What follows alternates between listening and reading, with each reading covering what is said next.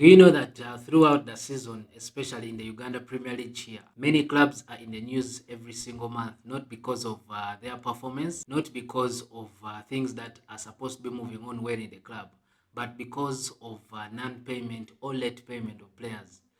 Just a few weeks ago, we heard about Bright Stars, which has been in the Uganda Premier League since 2013. And right now, as we speak, they are second from the bottom of the table. And where things look right now is that Bright Stars is going to go back into the big league.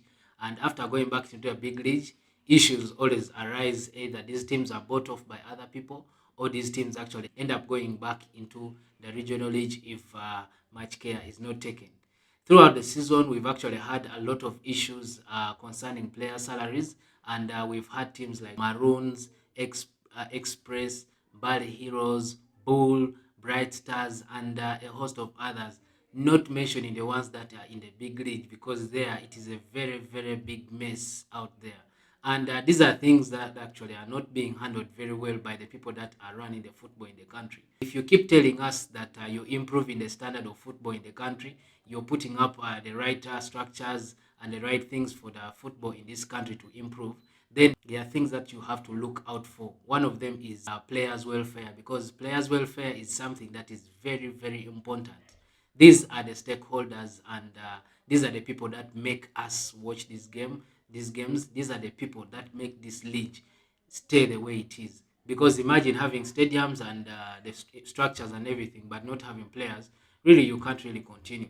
But these are things that have continued to go on every single year, year in, year out. And everyone just keeps on saying we are improving the league, improving the league. But these are things that are not supposed to be left out. At the start of the season, FUFA must make sure they sit down with all these teams, make sure that you audit their books of accounts and look through everything that they have for that season to clear them or to deny them access into the season. Because you reach the season 3-4 months into the season, and players are not being paid from the start of the season. And then you ask yourself, why are some of these clubs not going into administration? Because some of these clubs are actually not supposed to be in the Uganda Premier League if they cannot afford to pay the players that they have. Then they should find themselves in the regional league or find themselves in the big league so that they can be able to pay them little, especially from there.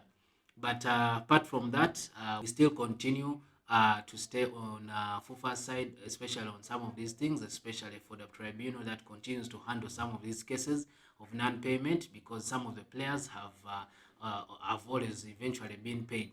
But some of the things that have to happen is that these players have to be paid on time, and they have to be paid whatever was agreed.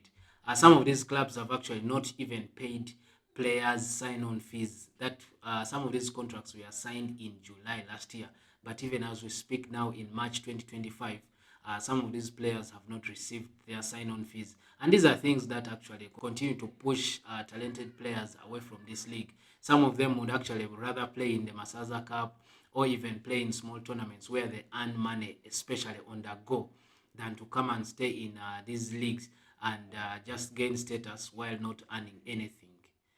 Thank you so much. See you.